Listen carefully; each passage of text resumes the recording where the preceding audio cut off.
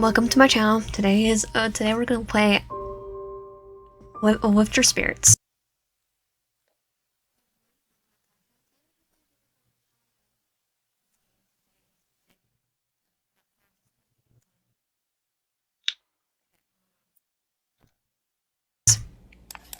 Alone on Friday night, and I'm spending it here. My fingers were sluggish as I typed out the last bit of a conclusion needed to finish off my paper. I didn't even bother spell checking the rest. My hand dragging the cursor across to close the document. And what's funny is I always do the conclusion around the same time I'm doing the paper. And I also do it like several months late, like early, so. Alright, time to submit it. I type my cards to Mr. Hartman. Can I find an attachment file of assignment yours, student? Digital wave. Stiffing a yawn, I turn on my phone to check the time. 2:53 a.m. The universal experience of losing sleep and getting eye bags as a college student came to grace me in its hold once again, it seems. At least it's the weekend. Turning off the computer, it suddenly hit me how quiet it was without my fingers tapping away at the keyboard. Everyone else had left. The campus was open 24/7, but who else would be dumb enough to push their luck in submitting their assignment this late? I consider myself lucky that Mr. Altman gave me a stint deadline, otherwise I'll be screwed. Still, there were also the rumors. Disembodied voices echoing through the empty rooms. Heavy footsteps shuffling down the halls. Those who are lucky claim to see a black silhouette sulking around the vending machine at the end of the corridor, staring at them. I wasn't the superstition type, but I had to admit the eerie silence was being the only person here gave me the creeps. I was recalling all the gossip spread around the student body when a sound made me perk up. I glanced behind me over the monitors to see if someone had come in. Nobody. I ignored the goosebumps and rising on my arms as I gather up my items. I ignored the goosebumps rising on my arms as I gather my items into my bag. Superstition or no, I'm done what I came here for. Time to go. I shambled to the elevators and tapped the button. It rummaged alive, slowly making its way to my floor. Just a couple more minutes and I'm out of here, I assure myself. I don't know why, but I found myself constantly checking behind me, as expecting someone there. Yeah, it's always empty every time I look. I tapped the button some more.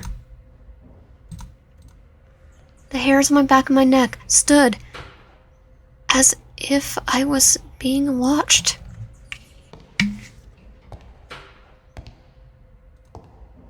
I clenched my fist, ignoring how sweaty they felt in my pockets. Is there someone behind me?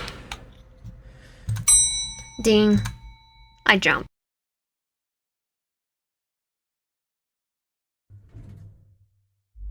The door slid open as I released the breath I didn't realize I was holding.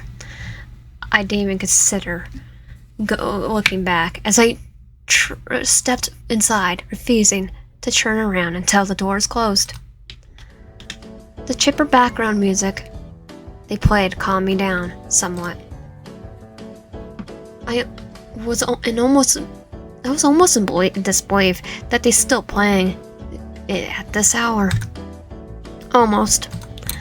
I pressed the button for the ground floor, the elevator moving with a small jolt. I don't have elevator music in my university. With nothing to do but wait, I stared at the numbers slowly descending. The wall of the elevator was starting to make me sleepy. I thought of things I could do once I got home, just to distract myself from the rest of the ride. A sour...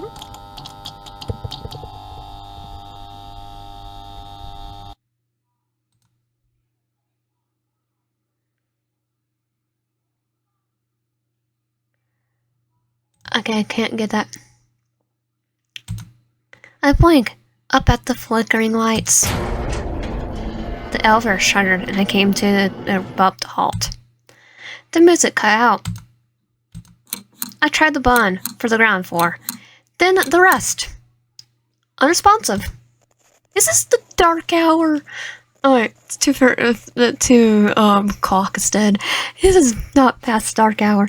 Pushing the intercom button gave nothing but a static. Hello? No, this can't be happening. Taking a moment to compose myself, I crawled out. Is anyone out there?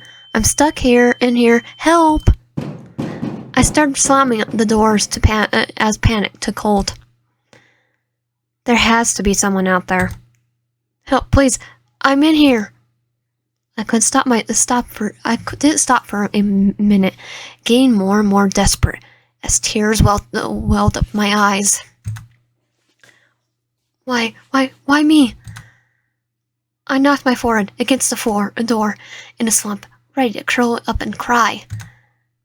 This sucks. I was about to turn before I felt a chill run up my spine. The air felt heavy. It was claustrophobic setting in. Claustrophobia setting in. I didn't think I had a fear of closed spaces. Unless there was a raspy moan from behind me. I turned my head and screamed. Across from me was a glowing blotch of darkness, an oozy mess that seemed to melt through the walls. I scrambled away, my back flat against the door. A hand emerged from the weltering form, gapsing at the edges. A foul-smelling black etcher dripped from its fingers.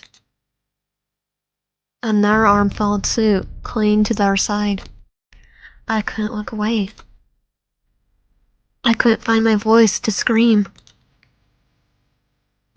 A face took shape. A pair of hollow eyes and a maniac grin with several teeth. It seemed to smile directly at me. I blacked out. Get up.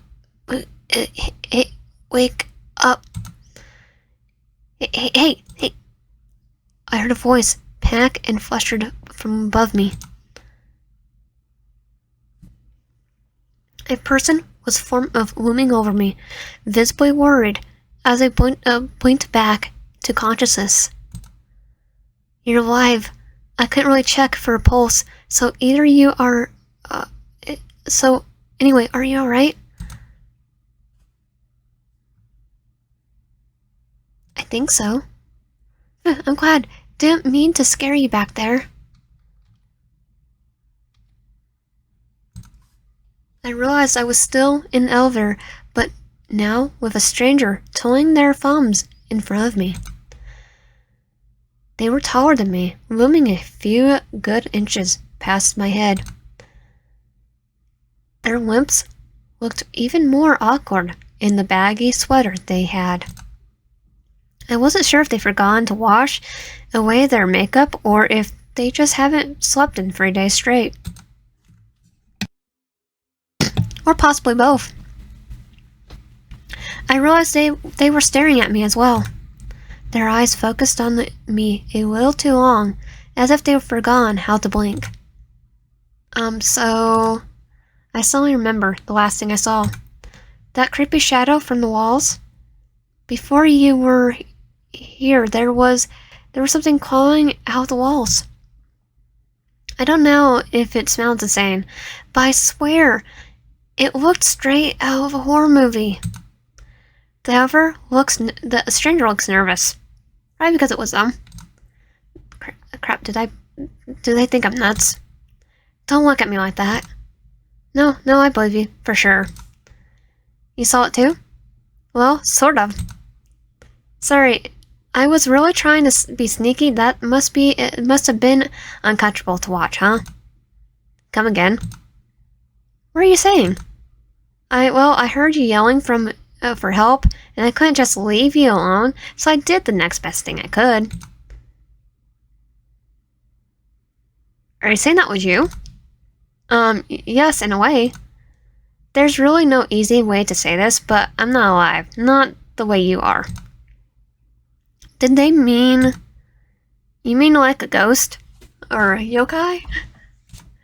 The stranger lit up imperially.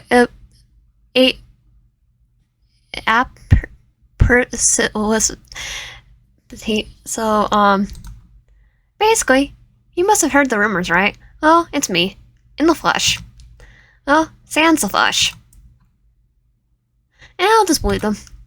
I feel like this isn't the worst situation to be being a ghost for the first time. The stranger gave a sigh of relief. Thank you for trusting me. I asked for your name, but I already know it's Digimon. How did you know? I've been watching you for a while. Excuse me? Tonight? I've been watching you for a while tonight. It's not safe to be alone this late. I would know. Before I could ask further, they straightened. Anyways, I stuck around to see if you'll write your paper. Don't necessarily agree with your hypothesis, but interesting nevertheless. Thanks, I think. They gave me a shy smile. Nope, no problem. This wasn't the way I expected my night to go, but I guess the sooner I accept it, the better. I should probably ask for their name instead of calling them stranger. You know, my name. What about yours? Oh, they look away, fingers picking up at their sleeve. I don't remember. I don't know who I was or what I did when I was alive, but not my name.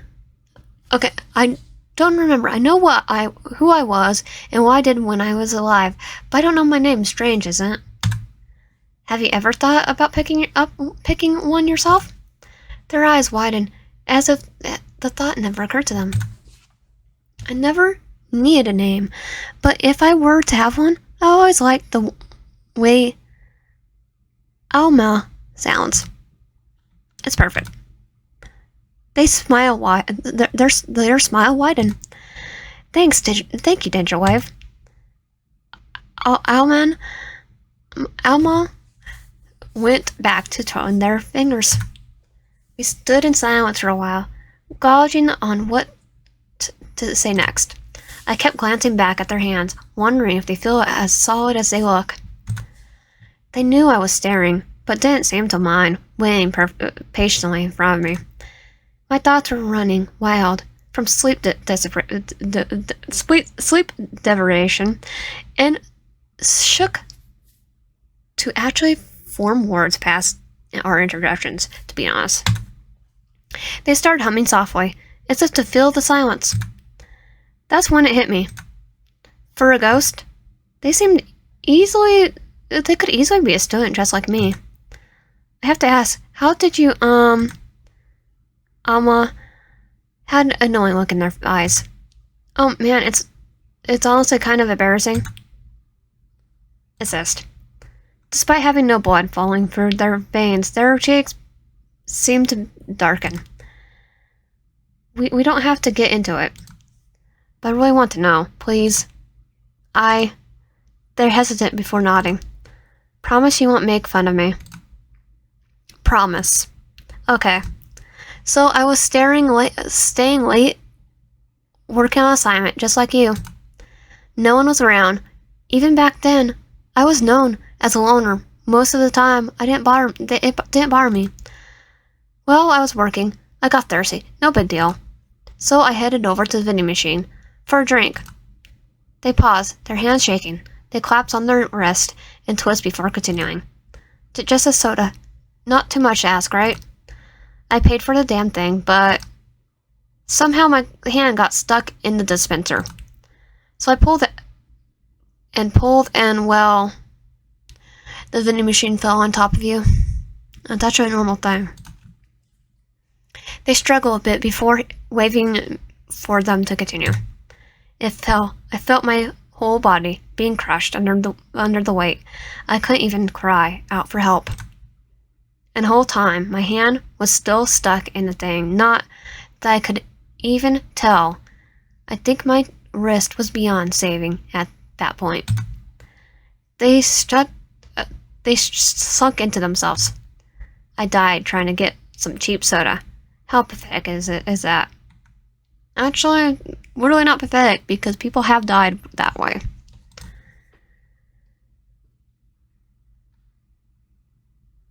It's not. I'm sorry that happened to you. I put my hand over theirs. I pause right through. It passes right through, though giving an ice-cold chill at my fingertips. But Alma seemed to appreciate it nevertheless. They look up at me, their nervous hands finally coming to a stop. I've been never told anyone about it before. I didn't think it would feel this freely. Thank you. You know, I think you're really a great person. I want to help you get out of here. I tilted my head. How are you going to do that? I can try some things. That is, if you trust me. Trust them. There's only like one option. Trust them. They clap their hands excitedly. Okay, here we go. You might want to hold on to something. Before I could answer further, the elevator became this drop. My heart pummeled into my throat as my weight shifted upwards. Alma, hang on. Let me focus. The buttons on each floor flashed beside me. I closed my eyes and decided to trust them. It felt like a roller coaster heading straight to the ground. There whistled around me. I gritted my teeth and clenched my hands. Knuckles probably white if I bothered to look. And just like that, it stopped. I yelped as the elevator jolted. I landed on my butt with a smack. I blinked my eyes open with Alma clapping silently. They looked over to see me on the floor and gestured towards the doors. They crack open as if manually pulled apart by unseen force. My jaw dropped as I realized they actually did bring me to the ground floor without killing me. Good. You really did it. I did. I never got to do that before. I couldn't believe my eyes. I stood and threw my arms around Alma, only to completely pass for them. They yelped and backed away to the wall. Give me a single before you do that. I don't appreciate feeling hands inside of me. It's gross. Sorry. I gathered myself and stepped through the doors, Alma following suit. Sure enough, the lobby was empty, and the clock on the wall indicated that it was close to 4 a.m. now. Well, I guess this is it. I turned to see them trying hard not to reach for their hands, fingers twitching to intertwine with one another. It all happened so fast. It stuck in that how I could leave and go home right now if I wanted to. Alma, thank you. I appreciate it. They nod understandingly. I stood there for a moment to see it as they look at me before reverting their eyes. They were waiting for me to leave. I gasped my phone inside my pocket, mustering the courage to ask what I've been about to ask. Would you ever want to hang out again? They did a double take. Huh? Would you Hey now. Yes! But what would you want to do? Why wouldn't I? I like you. Once again, their cheeks darken despite being numb. I like you too. Yeah, I would love to hang out again. Great. Preferably when I am, not stuck in the helplessness in the elevator. My heart skipped a beat when they laughed lightly. Preferably, of course. I'll see you next week. Yes, don't worry about time or place. I always find you, wherever you are in the building. Kind of unsettling, but okay.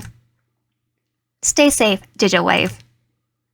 I waved and headed towards the entrance, pulling my phone out to call for a driver from one of my apps. When I turned to look back, Alma was already gone. Good end to friends for life or more. Okay, so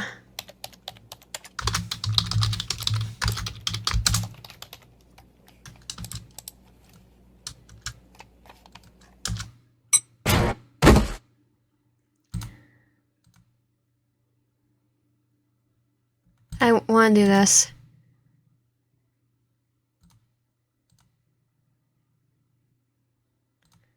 I want to see what happens if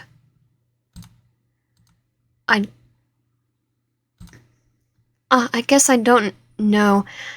I don't have to tell you, then. That's alright.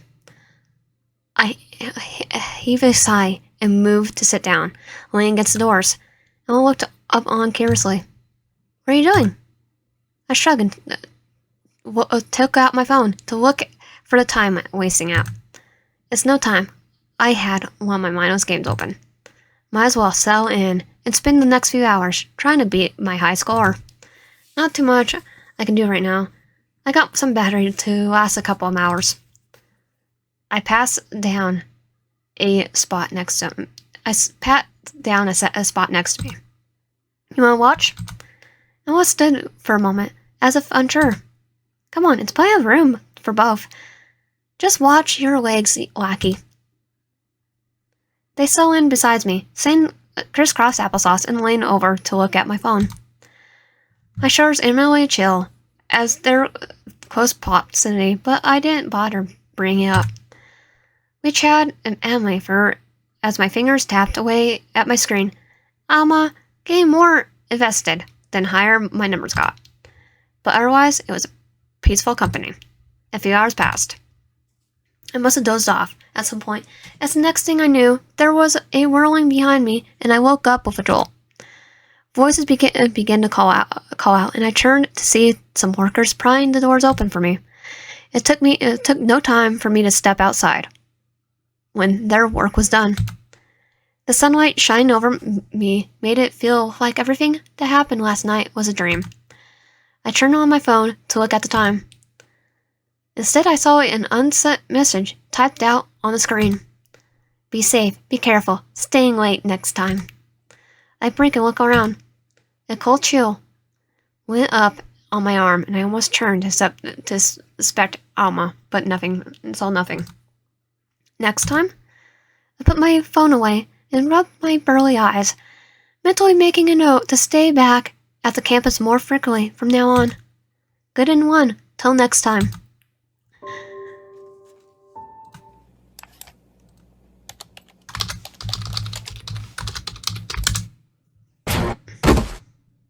Don't touch me. I have to be mean now.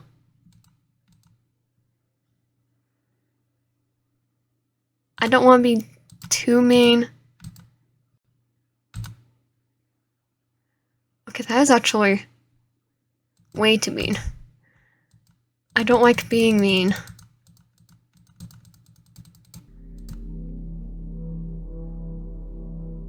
They shift to their black, shapeless entity. I found myself alone for next 7 hours.